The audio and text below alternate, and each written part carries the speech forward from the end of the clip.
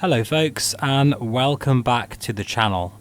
It really means a lot that you're here watching my little videos, and today it's a complicated one really, and I know the title might also confuse you, so let's get to this straight away. No sponsors, nothing to interrupt us, let's just get straight to the discussion. So I'm in the Pimax Dream Air, and I will categorically say, even though I've moaned so much about this headset and I've done a recent video of things to warn you about, damn it, this is without any shadow of a doubt the best VR headset that I've ever tried still, and it's ruined me for life. It's ruined every other VR headset I own. And that's simply because of these beautiful 4K Sony displays coupled with amazing lenses that it's just so comfortable to be in. I can just relax in this for hours and hours.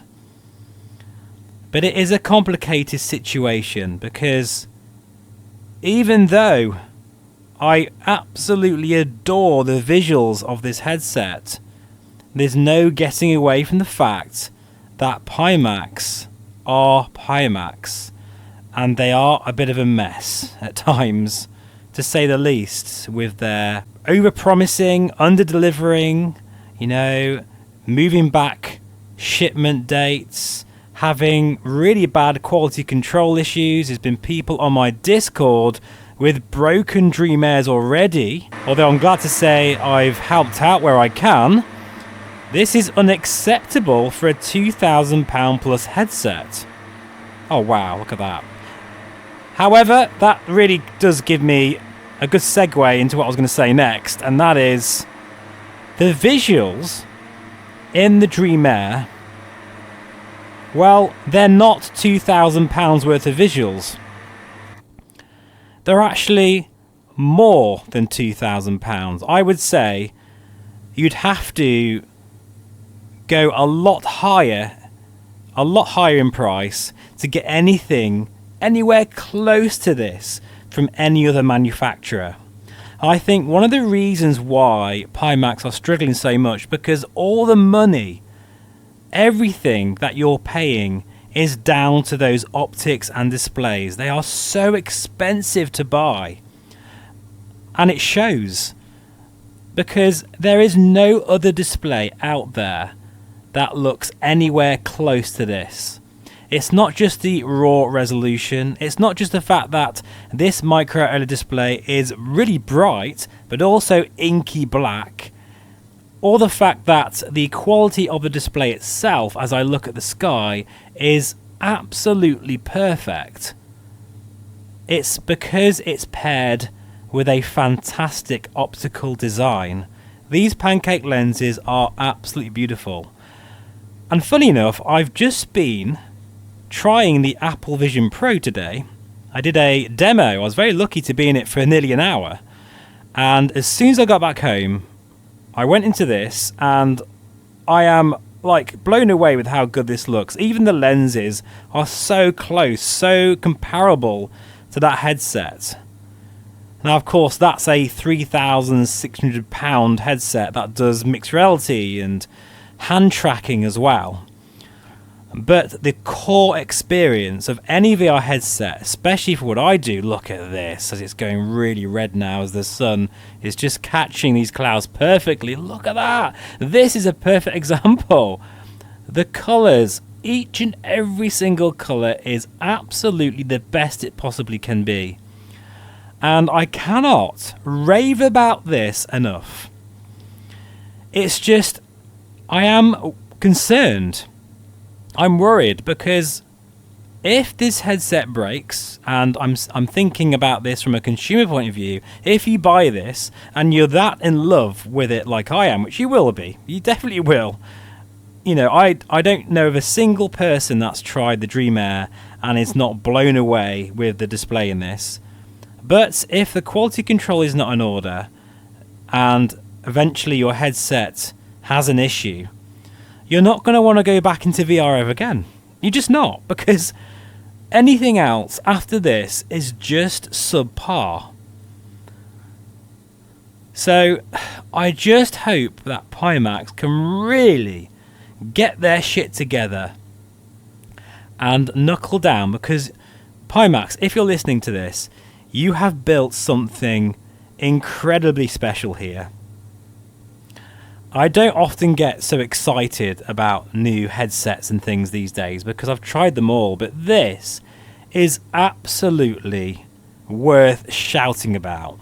Now, I think me saying all these things is even more poignant because no other YouTube channel that's reviewed the Dream Air has mentioned the fact that Pimax are a very, elusive company, and gone into that quite a lot, as well as talk about the issues with the cracking on the housing of the headset, which has now been solved, by the way. That's really great to know.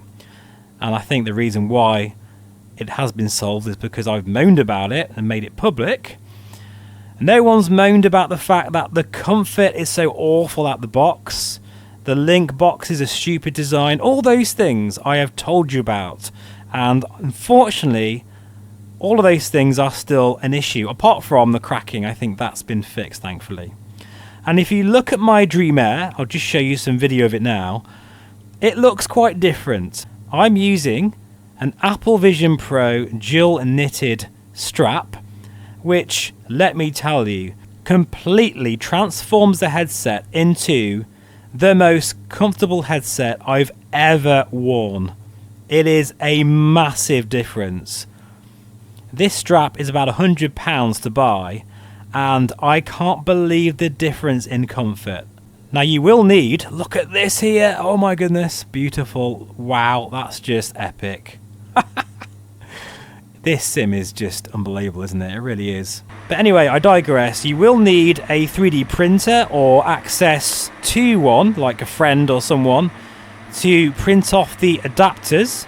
Now you may also notice on that video there of the headset, I'm using a different gasket, not the one from Studio Form, which is very good, but the community has done a better job, it must be said. And Z Flyboy, if you're watching this, oh my god, it's a good job you don't live close to me, because I'm going to give you a massive hug when I see you. I'm that happy with the comfort of this, and it's thanks to you and your amazing design, which you can 3D print free of charge.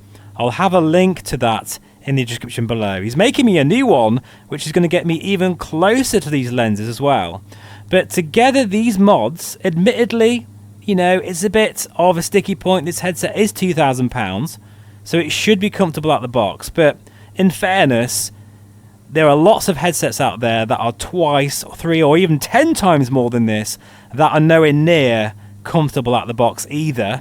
Unfortunately, VR is a very personal thing, and it's hard for the manufacturers to get it completely right. But once you add all those mods together, you are left with a headset that is spectacular. So with all that being said, I think it's pretty obvious that this headset has become my favourite VR headset out of all the ones I own.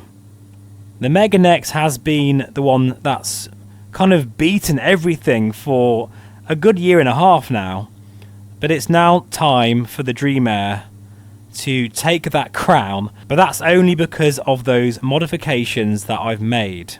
And the frustrating thing is, really, I do feel that Pimax have done something pretty amazing with this headset. I cannot see anyone, any other company coming out with something this high-end for this price, at this form factor, with class-leading eye tracking, by the way, as well, which I haven't mentioned, for anywhere near this price point. It has spoiled every other VR headset. It really has. And that's why I'm concerned, because I really hope the Dream Air will last the long haul. And I'll just say one more thing before I close off this video. Pimax kind of remind me of an Italian car manufacturer at times. One day you'll be having the most incredible VR experience with your headset. Just like that Italian sports car on a Sunday drive, it'll just wow you, and it'll be the most memorable drive you've ever had. But then on Monday morning, it's broken down. In some ways, Pimax are a bit like that. They wow. They make some of the best VR headsets we've ever seen. And the Dream Air is that headset. It is absolutely worthy of all the hype when it comes to those displays and resolution and panels. Perfect. They're absolutely fantastic. But sadly, the Dream Air is already having issues with some consumers at this early stage. And I just think, please, Pimax, this is your golden headset. Please put everything you possibly can into it. Imagine if Pimax just made one VR headset. It would be the Dream Air, but it'd also be really well made, really well put together, and have minimal issues. So I just hope that they're learning from this, because I am glad that Pimax are in the VR sphere. They certainly make things interesting. And this headset, I just hope it works for a long time to come, because if it doesn't, I don't want to go back to anything else. Not as my daily. Of course, I will be showing lots of VR headsets on the channel, as I always do. Quest 3, Steam Frame soon, you know, everything in between. But when I'm not recording YouTube videos and I want to go for a flight on my own, it's always going to be this headset, because it's phenomenal. Anyway, that's my little video for today.